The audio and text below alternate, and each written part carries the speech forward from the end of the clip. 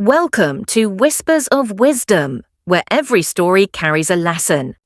Chapter 1: The Stolen Land. Jack Turner had always considered his family's land more than just soil and timber. Nestled at the edge of a quiet town, the acres had been passed down for 3 generations, a place of memories, sweat, and legacy. When Jack enlisted in the military, he left with the comfort that his land would remain untouched, waiting for him upon his return. But time has a way of eroding promises. While Jack was deployed overseas, the local Homeowners Association, spearheaded by Karen Whitfield, set their sights on the property. With forged documents, political connections, and the support of greedy developers like Mark Reynolds, they claimed ownership of the land. What was once open fields and woodlands was soon cleared, levelled, and reshaped into rows of uniform luxury homes. By the time Jack returned, the transformation was staggering. Where he once hunted with his father and fished with his sister Sarah, there now stood 35 identical houses, each with pristine driveways and carefully trimmed lawns. The families who moved in had no idea they were living on stolen ground. When Jack confronted the HOA, his protests were brushed aside with arrogance. Karen Whitfield, sharp-tongued and condescending, dismissed him as a bitter man clinging to the past. "This is progress," she sneered, waving a manicured hand at the development. "You should be grateful your land has value now." But Jack was not a man who yielded easily. Beneath his calm exterior was a storm waiting to break. What the HOA didn't know, what they could never have imagined, was that Jack still held the water rights to the land. And hidden behind the forest line stood a dam, constructed decades ago by the Army Corps of Engineers, its gates under his control. The land may have been stolen, but the water was still his. Chapter 2: The Hidden Dam. Long before developers and HOAS ever dreamed of carving up Jack Turner's land, the US Army Corps of Engineers had built a small but powerful dam at the far edge of his family's property. It was meant as a precaution, a way to control seasonal flooding from the nearby river. For decades, the dam remained largely unnoticed by outsiders, hidden deep in the tree line and secured by federal law. The water rights, however, were carefully documented, and they all belonged to the Turner family. Jack knew every inch of the dam. As a boy, he had followed his father across its concrete spine, listening to lessons about water flow, sluice gates, and responsibility. "This dam is more than steel and stone, son," his father used to say. "It's control." And with control comes both protection and power. When Jack returned home and saw the sprawling suburb where his past once stood, those words came back to him with striking clarity. The HOA had bulldozed his fields and filled his woods with asphalt, but they had overlooked the one thing that tied the land together: the dam. Karen Whitfield and the board had no idea it even existed. They assumed their victory was complete, their subdivision untouchable. To them, Jack was just a disgruntled veteran without resources. But beneath their neatly trimmed lawns and identical houses ran a silent threat. A reservoir brimming with rainwater, its gates resting in Jack's capable hands. Late one evening, Jack stood on the dam's walkway, staring at the churning water below. Moonlight shimmered on the surface, reflecting his own turmoil. He wasn't reckless, he knew the damage such power could cause. But as he thought of the arrogance, the theft, and the erasure of his family's legacy, something hardened in him. The HOA had taken his land.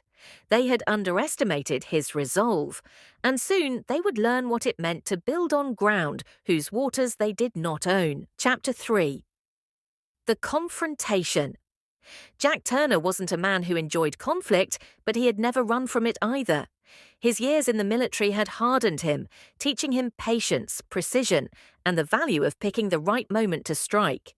But this wasn't a battlefield overseas. This was his land, his home, and it had been stolen. He couldn't stand idle while arrogant strangers pretended they owned it. When Jack first approached the Homeowners Association, he tried to be civil. At a scheduled board meeting, he walked into the local clubhouse, his boots still caked with mud from his property. The polished tables, the neat rows of bottled water, and the forced smiles of the board members made the air feel stale. At the head of the table sat Karen Whitfield, the self-proclaimed voice of the community. Karen looked up from her papers and narrowed her eyes. "Mr. Turner," she said, her tone sharp, "we've already told you this matter is settled. The land is legally under the authority of this HOA. You're wasting your time." Jack set down a worn leather folder on the table and slid it toward her. "These are the original deeds and water rights. My family never sold this land. You built without permission, and you're trespassing." The room fell silent. Some of the board members exchanged uneasy glances, but Karen simply laughed, a high, grating sound. "You think a few old papers are going to change reality? Look outside, Mr. Turner. Those homes are filled with families, children, people who've invested their savings. You can't undo progress." Jack leaned forward, his voice low and steady. "Progress doesn't mean theft. You didn't just take my land, you erased my family's legacy." Karen's smirk faltered, but only for a moment. She recovered quickly, brushing her blonde hair behind her shoulder. "Face it, you are gone. The world moved on. You should be grateful we turned your empty fields into something worthwhile." The arrogance in her tone was like a spark on dry tinder. Jack's jaw tightened, but he didn't raise his voice. "You've built on a foundation you don't understand, and when the ground gives way, don't say I didn't warn you." Karen leaned back in her chair, feigning amusement. "Is that supposed to be a threat?" Jack straightened, his eyes locked on hers. "No, it's a promise." For a brief second, the room was heavy with tension. Mark Reynolds, the developer, cleared his throat nervously. "Karen, maybe we should—" But she cut him off. "Enough. This meeting is over." She shoved the folder of documents back across the table. "You're clinging to the past, Turner. Go back to your shack in the woods and leave real business to adults." Jack picked up the folder, tucking it under his arm. He gave one last look around the room, noting the unease in some faces and the smugness in others. Then he turned on his heel and walked out. Outside, the sun was setting behind rows of identical houses. Children played on driveways, dogs barked behind fences, and sprinklers ticked rhythmically across perfect lawns.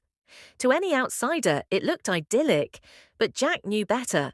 Every brick, every shingle, every patch of grass was built on stolen ground.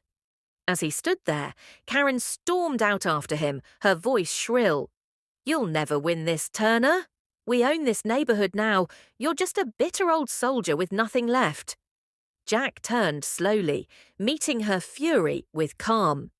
He let a small, knowing smile touch his lips. "Enjoy it while you can, Karen. Because soon, you'll learn how deep this land really runs." Karen scoffed, but something flickered in her eyes, a brief shadow of doubt. Jack didn't wait for her reply. He walked back toward the tree line, where the dam waited silently, its gates holding back a power none of them understood.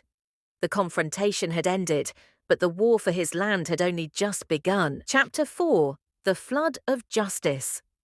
The storm came at night, as if nature itself had chosen to side with Jack Turner. For 3 days, rain had hammered the valley, filling the reservoir behind the dam to its highest point in decades. The water pressed against the steel gates, restless and powerful, waiting for release. Jack stood on the dam's walkway, soaked to the bone, his hands steady on the controls. Down below, the subdivision gleamed with its uniform houses and perfect lawns, oblivious to the danger looming above. Porch lights glowed warmly, and laughter drifted faintly on the damp night air. To the families inside, it was just another evening. To Jack, it was the hour of reckoning. He thought of his father's words. With control comes both protection and power. For years, the dam had been protection, shielding the land from floods. But now it would become power, the only weapon left to restore what was stolen.